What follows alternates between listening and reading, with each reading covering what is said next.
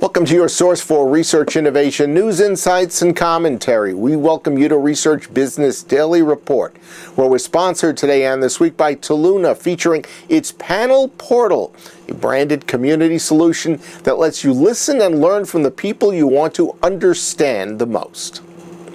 We reported CBS having supplemented overnight Nielsen data with viewing data projections for subsequent days. It's a step, actually, that all four of the major networks have implemented, that according to Daniel Holloway of Broadcasting and Cable. Holloway points out how different and improved viewer data tends to look 3 to 7 days after its original showing. The big four networks are also hoping that cable nets are going to follow suit. It's so much of a difference that one cable net, FX, has already decided not to release overnight data until its Live Plus 3 projections are available. Now, asking the TV media reporters who cover television to hold their fire or their kudos concerning a show's actual statistical Nielsen performance by 3 to 7 days may be a little bit of a slowdown of the reporting and a nuisance. But the bigger issue, Holloway points out, that will be dealt with sooner or maybe later is what we should do about multi-platform viewing. That is data from mobile, from PCs, and other non-traditional TV viewing. So let's stay tuned. Next, comScore, because it more or less pioneered the tracking of the impact of online behavior and activity offline, would seem to know more about the reliability of information that's collected about people who are online. So I was not surprised when comScore Chairman Emeritus Gian Fulgoni contacted us about a week ago. He had just authored Uses and Misuses of Online Survey Panels in Digital Research, something he had prepared for the Journal of Advertising Research. The headline for his paper kind of says it all, and we've learned over the years to not only listen, but to listen carefully when Jan has something important to say, as we suggest that you do right now. Thank you, Bob. So this morning I'd like to discuss the problems that one can run into if one uses online surveys to try to estimate how much time people spend online versus watching television, or how much money people spend in e-commerce versus in store. And this is an important issue because the answer determines in some cases how much money people are willing to spend advertising online.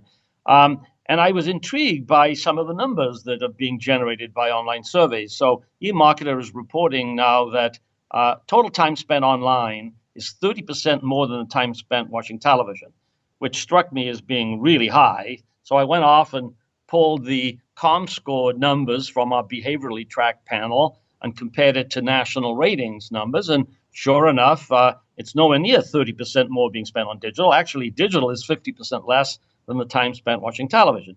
So then I went off and took a look at how much money people say they spend online if you use surveys, and found an Accenture study that was reporting that 40% of all the money spent in the holiday shopping season last year was being spent online, and that struck me as being really high. So I went off and took a look at the Department of Commerce data showing that for discretionary spending, online represented only 14% of all the money that people were spending in total during the holiday shopping season. So it's pretty clear that there's some exaggeration here that's coming from these online survey panels. And to find out why, I went into the comScore 1 million person panel in the US and pulled out the subset of the panelists who are completing surveys from any supplier, because we see all of that through the measurement systems that we have. I then compared that subset of the panelists to the remaining larger set of panelists who don't take any surveys. And what I found out is that people who join online survey panels are 2 to 3 times heavier users of the internet across all dimensions. They spend more time online, they spend more money online, they conduct more search queries, they watch more videos, et cetera, et cetera. So basically, if one tries to use a survey to gauge this multi-channel or multi-platform metrics, you'll run into trouble, because you're basically using survey people who inherently are heavier users of the internet. And that can cause marketers to really be led astray when they're trying to make decisions about how much money to spend advertising online, or in fact, how important a sales channel e-commerce represents.